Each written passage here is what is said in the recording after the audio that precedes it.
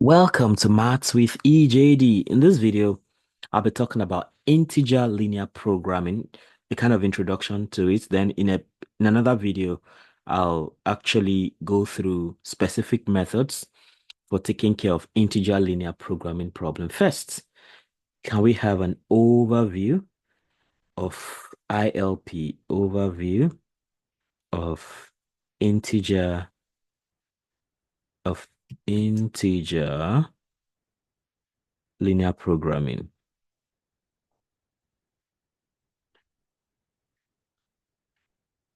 Of course, it's instructive that the keyword here is integer, right?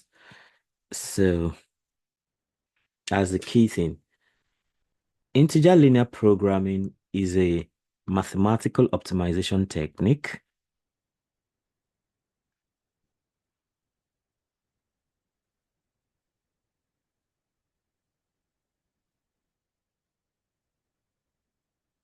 in which the objective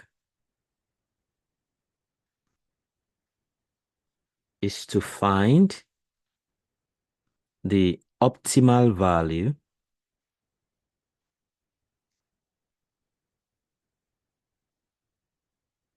of a linear function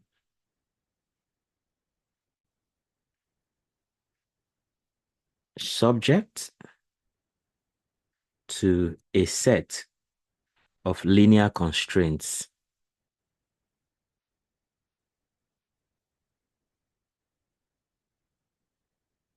Okay. What sets integer linear programming apart is that some or all of the variables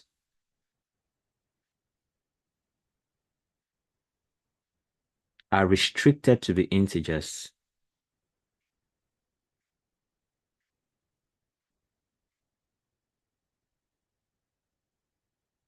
Hence, the name integer linear programming problem. So this integer constraint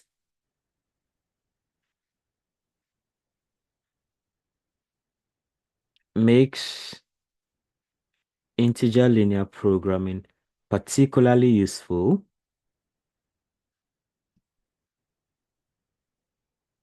for problems where the decision variables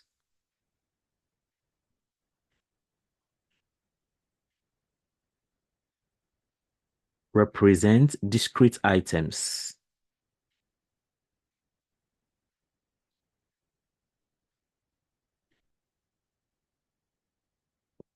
Discrete items, quantities,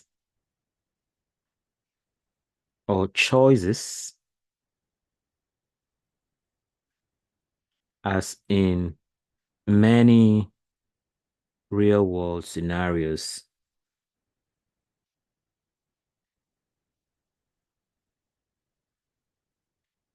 Where fractional values don't make sense.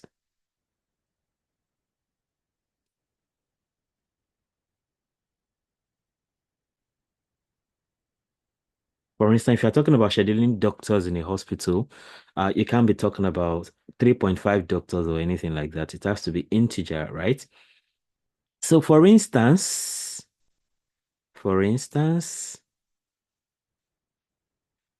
ILP is widely applied. It's widely applied in scheduling, assignment, and logistic problems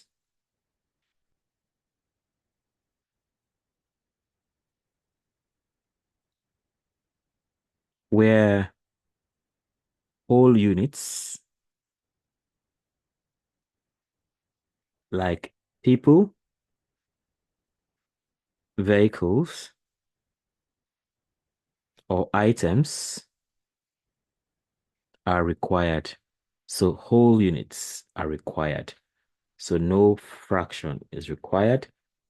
All right, so a typical a typical ILP can be represented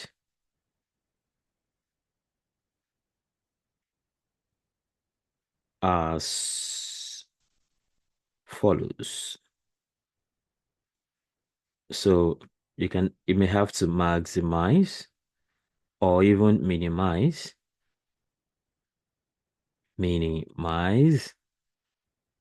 C transpose X, C transpose X subject to AX less than or equal to B. Then now the x's, you can see the x's will have to be integers. The x's have to be integers in addition to being greater than or equal to 0. In addition to being non-negative, right? They have to be integers also. Okay. So here, where x where x represents the decision variables,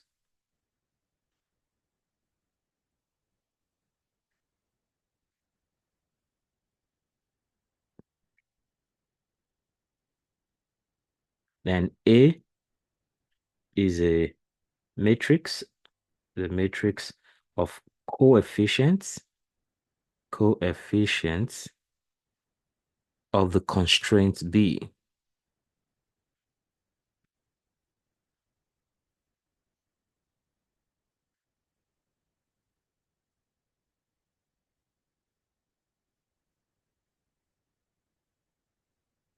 Oh, where A is a matrix of the coefficients of, of the constraints, okay? B is a vector.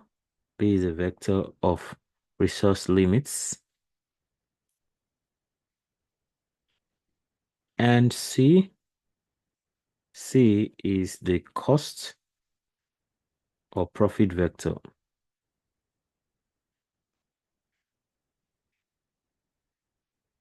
Okay, well, I mean, the key thing here is that the requirement that the x's, the xi's are actually integers. That's the key thing here. So this requirement ensures integer values, integer values in the solution. Okay, so that's like an overview. Then I guess I want to change everything all together. So let's go green, let's go light blue, and let's go purple. Okay, so key applications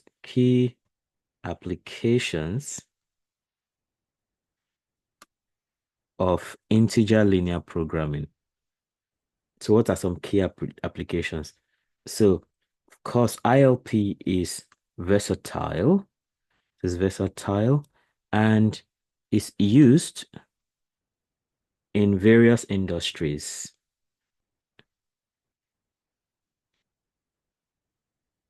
for decision making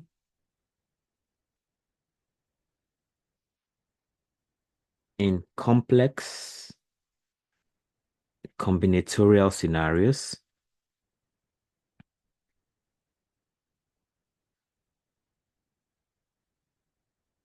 where discrete choices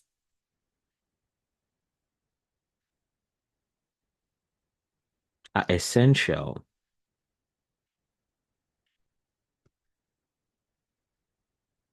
Okay, so let's look at some key areas where we can have such applications.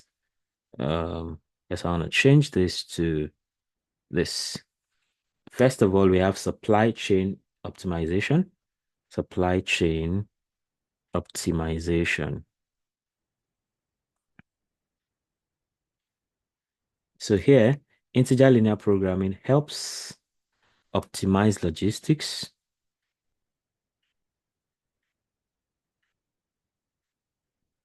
including production planning,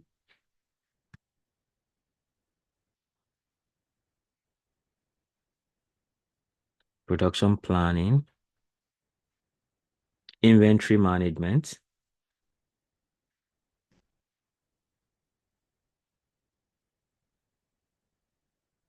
and vehicle routing.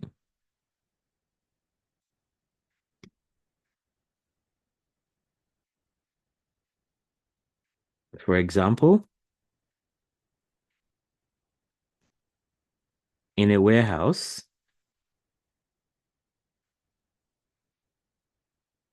integer linear programming can determine the optimal number of trucks,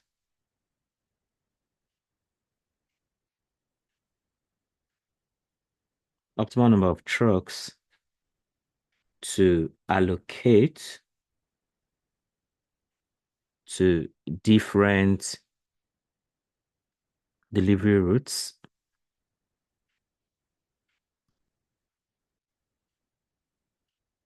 to minimize costs while meeting demand.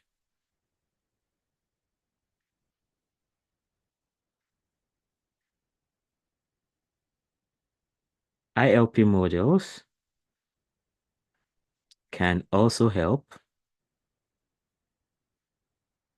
to minimize waste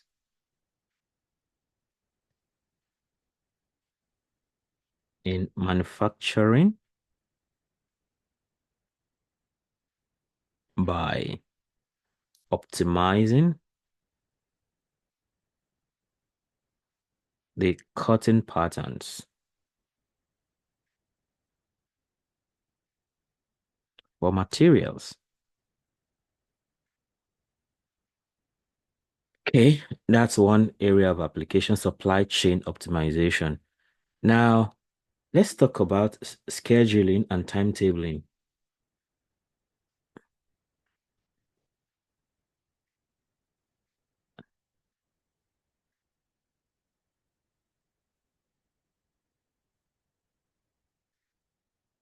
Okay, ILP is commonly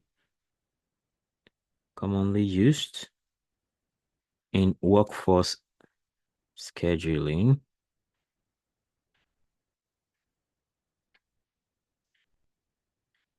and educational timetabling,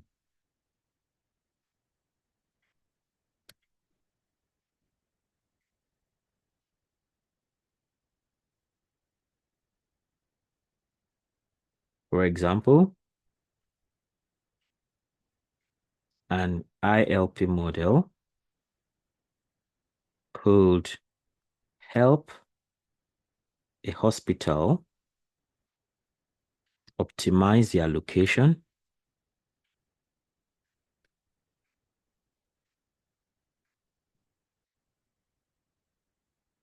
of doctors to shifts, ensuring adequate coverage while respecting constraints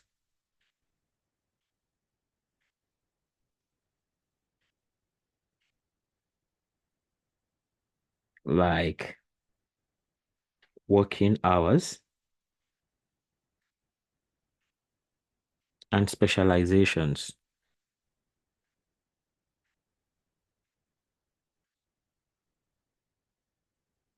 Similarly, schools and universities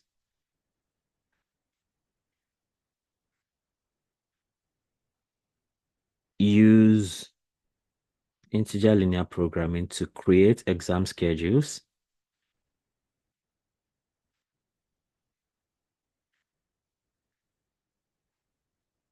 that avoid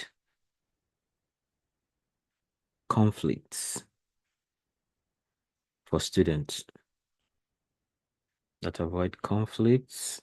students. Okay. Then we can also talk about capital budgeting and portfolio selection.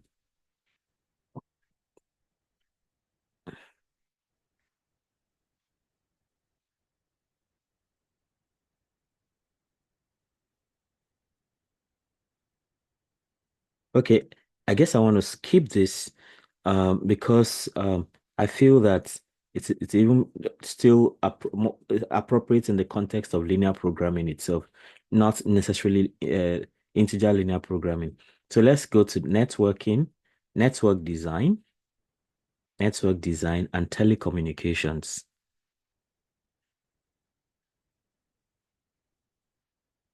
Telecommunications. So ILP is used in telecommunication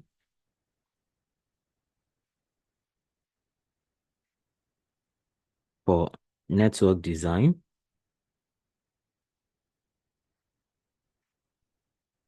where it can help in choosing the optimal layout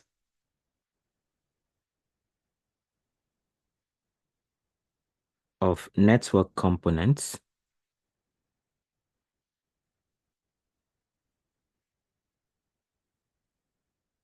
to minimize costs and ensure quality of service. For example, it can decide it can decide the locations of cellular towers to provide the best coverage within a city.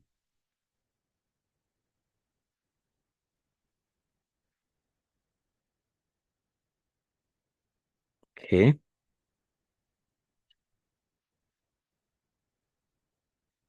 Yeah, I mean, I think I can just mention this. We can talk about resource allocation and assignment problems. Okay, let me just write for resource allocation, resource allocation,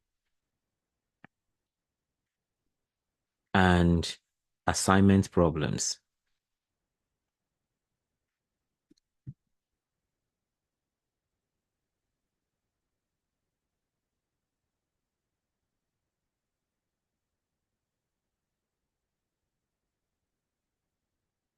So, integer linear programming models are valuable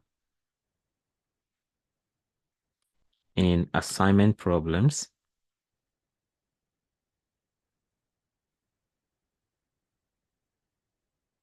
such as assigning jobs to machines in manufacturing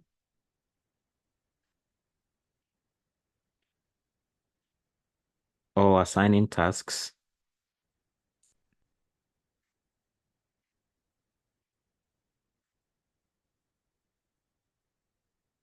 or assigning tasks to workers in service industries. For instance, in crew scheduling, in airline crew scheduling,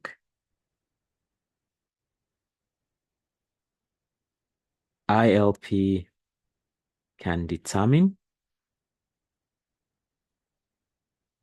the optimal allocation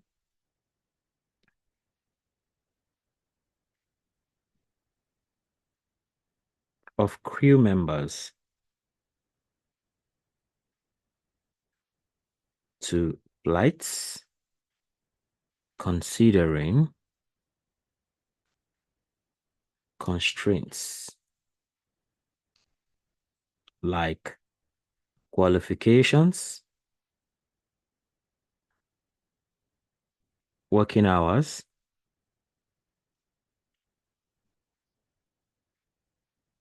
and layover requirements.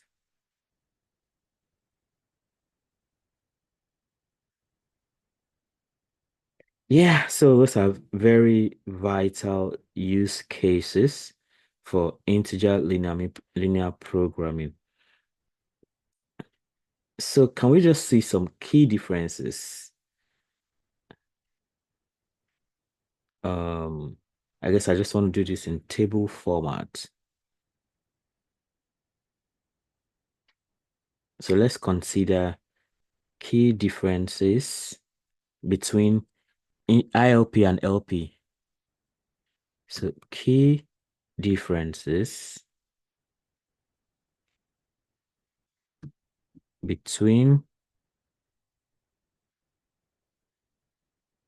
integer linear programming and the linear programming, normal linear programming we've been talking about since we started this series.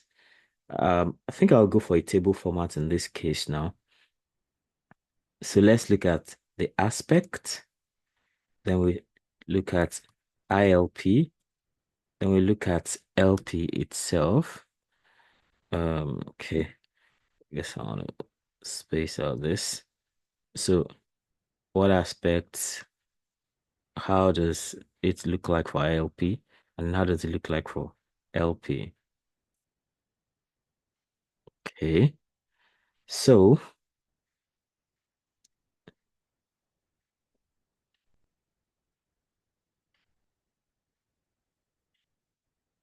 we can consider the overview, right? So overview.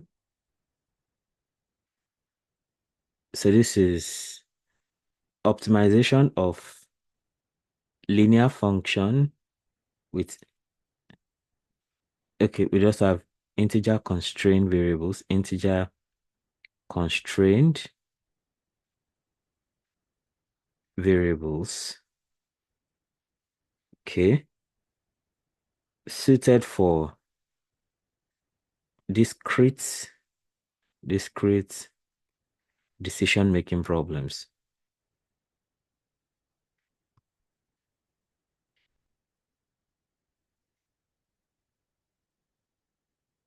Okay, so for ILP, right? For ILP, we have uh optimization of linear functions, optimization of linear functions with continuous um optimization of linear functions with continuous variables suited for proportional or fractional decisions. Okay, so here we talk about um continuous variables, not integer now, continuous variables, and then it's very important for proportional or fractional decisions, proportional or fractional decisions. So maybe you have okay to get values in terms of decimal, maybe something point something or half of something and things like that. So that's for the overview. Now let's talk about the applications. Okay, well, I think we've talked about application already. We already know some of the applications of all of that from where we are coming from. So, um, okay, let's talk about solution methods. Solution methods.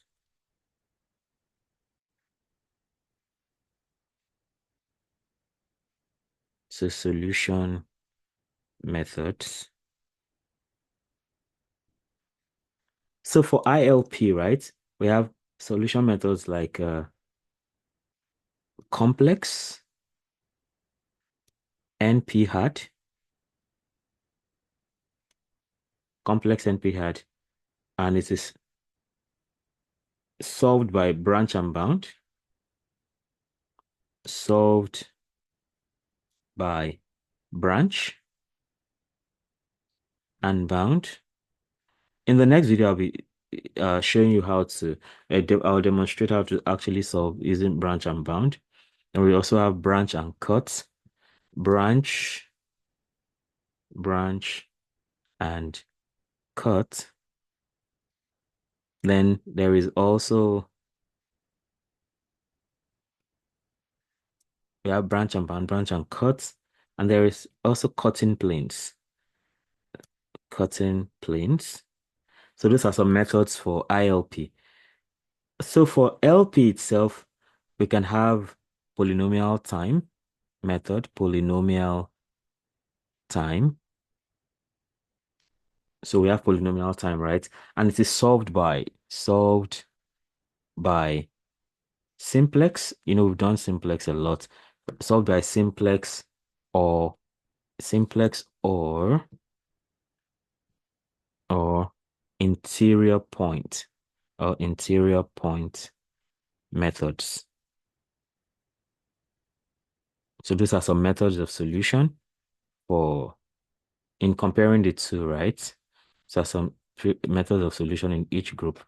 So can we talk about the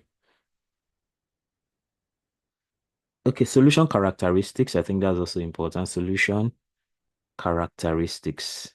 Solution characteristics.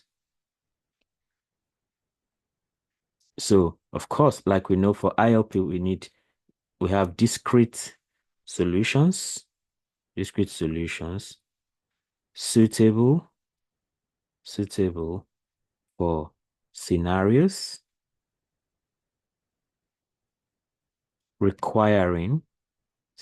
requiring whole numbers, whole numbers, e.g., units of products, vehicles, and things like that. Then we have for this other one, actually continuous solutions. We need continuous solutions here. Continuous solutions allowing fractional allocations where appropriate, allowing fractional allocations where appropriate. Okay, we can keep going.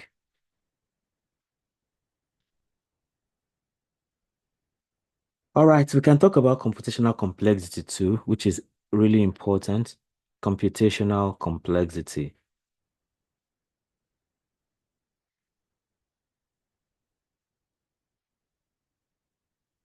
So ILPs are generally more computationally intensive, computationally, more computationally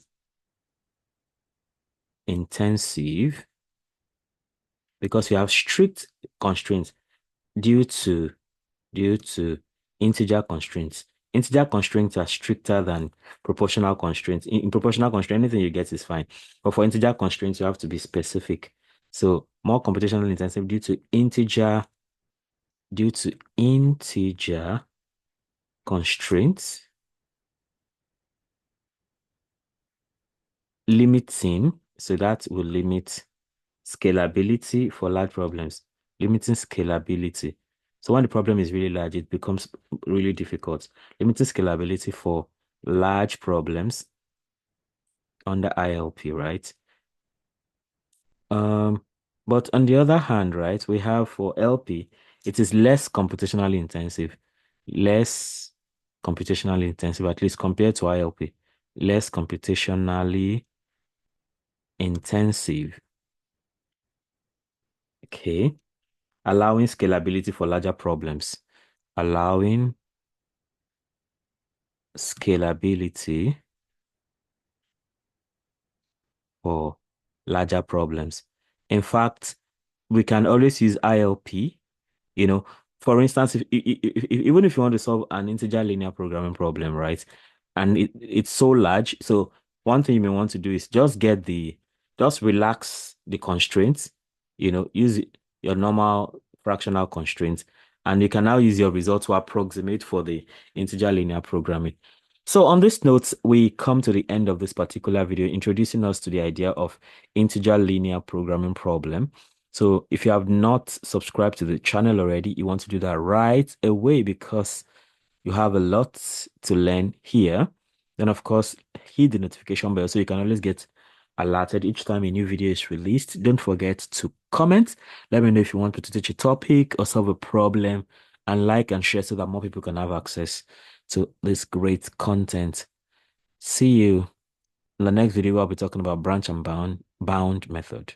Bye.